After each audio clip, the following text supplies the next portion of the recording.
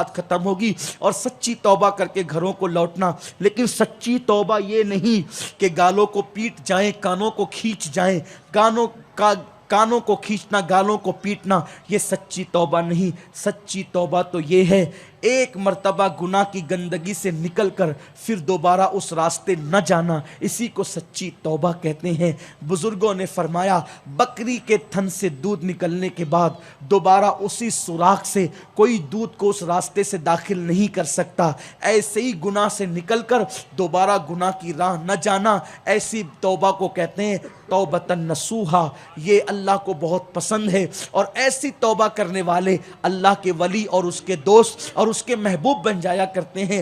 غوث پاک نے جو حکایت بیان فرمائی ہے وہ یہ ہے, میرے مرشد غوث الاعظم دستگیر فرماتے ہیں بنی اسرائیل کے اندر ایک نوجوان تھا, بہت عبادت گزار تھا, اور اس نے کبھی اپنی خانقاہ, اپنا صومعہ چھوڑ کر باہر قدم نہیں نکالا. لیکن اللہ کی خفیہ تدبیر, ہمیشہ انسان کو اللہ سے ڈرتے رہنا چاہیے. اللہ کی خفیہ تدبیر, ایک مرتبہ اس نے گھر کے باہر قدم کیا نکالا, دیکھا کہ ایک عورت تھی, وہ فاحشہ تھی, بن سنور کر اپنے دروازے پہ بیٹھتی تھی, انتہائی حسن و جمال اس کے پاس تھا, بلا کا حسن اس کے پاس تھا, غضب کا حسن اس کے پاس تھا.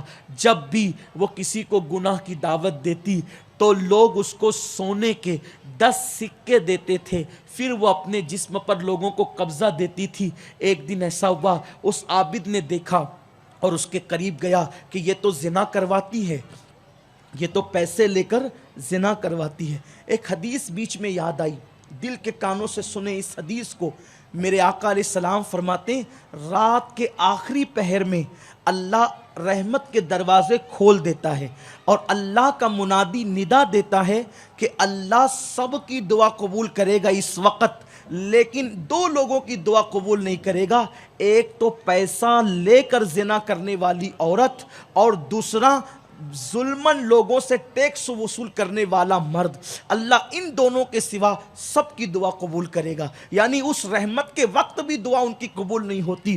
تو وہ عورت تھی جو سونے کے 10 سکے لے کر کے لوگوں کو زنا کے لیے اپنا جسم بیچتی تھی. اس عابد نے وہاں پہنچ کر کہا قیمت کیا ہے؟ اس نے کہا 10 سونے کے سکے. اس شخص کے پاس نہیں تھے, اس نے اپنے گھر کا سارا خانقاہ کا سامان بیچ دیا, 10 سکے لیا, اس کو دیا. اس کے پاس سونے کا پلنگ تھا, سونے کے پلنگ پر وہ عورت اس کو لے گئی.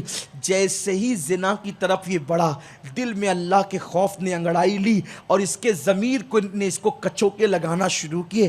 اللہ دیکھ رہا ہے تو کر کیا رہا ہے, رب کو تو جواب کیسے دے گا, بس اتنا سوچنا تھا. وہ کانپنے لگا اور دور ہٹا. یہ بھی بہت خوبصورت تھا. اس عورت نے پوچھا کون سی چیز تجھے روک رہی ہے اس کام سے؟ اس نے کہا میرے اللہ کا ڈر اور اس کا خوف مجھے روک رہا ہے. اللہ اکبر. اس عورت نے کہا کیا اس سے پہلے تو نے یہ نہیں کیا؟ اس نے کہا اس سے پہلے میں نے ایسا کام نہیں کیا, اب مجھے خوف ہوتا ہے, میں یہ کروں گا تو اللہ کو جواب کیا دوں گا؟ اس نے کہا چھوڑ یہ پرانی باتیں ہیں اور لذت اٹھا. اس نے کہا میری ہمت نہیں ہوتی, میں نے جو پیسے دیے وہ تیرے لیے حلال ہے, بس تو مجھے چلا جانے دے. اس عورت نے اس کو چلا جانے دیا.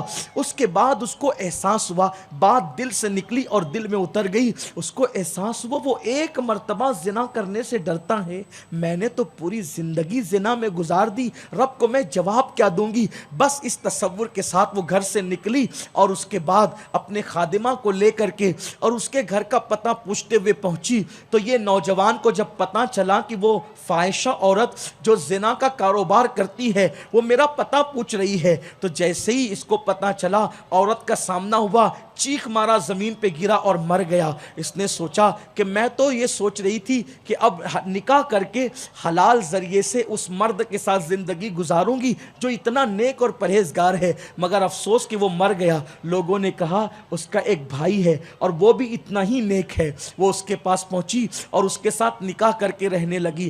اللہ کو اس کی توبہ کی ادا اتنی پسند آ گئی کہ اس کے بعد اللہ نے اس کو 10 بیٹے عطا فرمائے اور 10 کے 10 کو اس کی توبہ کی برکت سے مقام ولایت عطا فرما دیا۔ اے خاتون جنت کی کنیزوں، اللہ یہ نہیں دیکھتا کہ تمہارے پاپ کتنے ہیں، اللہ تو یہ دیکھتا ہے کہ تم اس کے در پر لوٹ کر کے آئے ہو۔ ہر جگہ سے بھاگا ہوا انسان جب لوٹ کر جاتا ہے تو ذلیل ہوتا ہے۔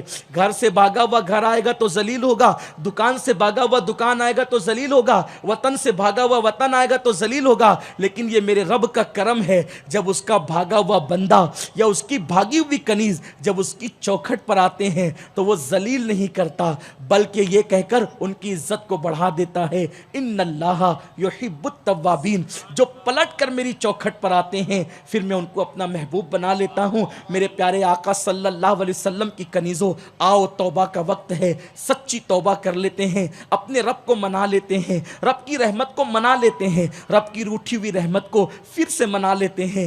دوستوں کو منانا مشکل ہے، رب کو منانا آسان ہے، اس لیے کہ کسی کو بھی منانے کے لیے بڑے پاپڑ بیلنے پڑتے ہیں، مگر رب کو منانا ہو ندامت کے 2 آنسو بہا دو، آئندہ سچا وعدہ کر لو، میرا رب مان جاتا ہے۔ آئیے اس محفل کو تاریخی محفل بنا دیتے ہیں۔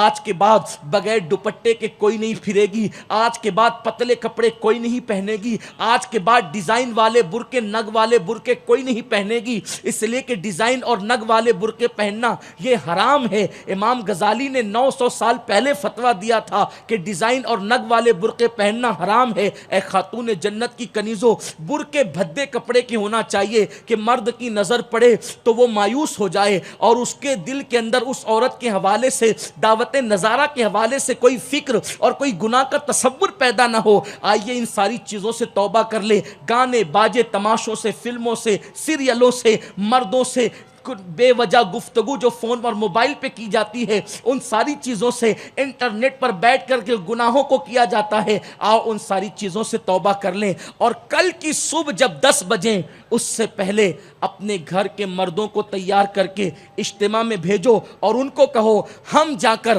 اپنے دامن میں سیدہ فاطمہ کی خیرات لے کر کے آئی ہیں، اب تم بھی جاؤ حسنین کریمین کی اور پنجتن کی، صحابہ و خلفائے راشدین کی خیرات تم بھی لے کر کے آؤ، ہم زندگی بدل کر آئی ہیں، تم بھی زندگی بدل کر آؤ۔ اگر آپ نے کل اجتماع میں ہزاروں کی تعداد میں میری ماؤں اور بہنوں اپنے گھر کے مردوں کو بھیجا، اور انشاءاللہ پھر ناسک میں وہ انقلاب آئے گا، پھر یہ ناسک اپنے پرانے نام کے اعتبار سے پھر یہ ناسک نہ رہے گا بلکہ گلشنہ آباد ہو جائے گا، اس لیے کہ یہ شہنشاہ ناسک کی نگری ہے، اور یہاں پر وہ صادق و مصدوق ولی جس کا فیضان آپ پر جاری ہے، آپ کی اولاد پر جاری ہے، انشاءاللہ اس کو مزید دوام نصیب ہوگا۔ میں اللہ کی بارگاہ میں دعا گو ہوں، اللہ تعالی ہم سب کو کہنے سننے سے زیادہ عمل کی توفیق دے، دوران گفتگو کوئی غلطی ہو اللہ تعالی اس کو معاف فرمائے۔ استغفر اللہ ربی من کل ذنب واتوب الیہ وما علینا الا البلاغ۔ السلام علیکم۔ سبحان اللہ۔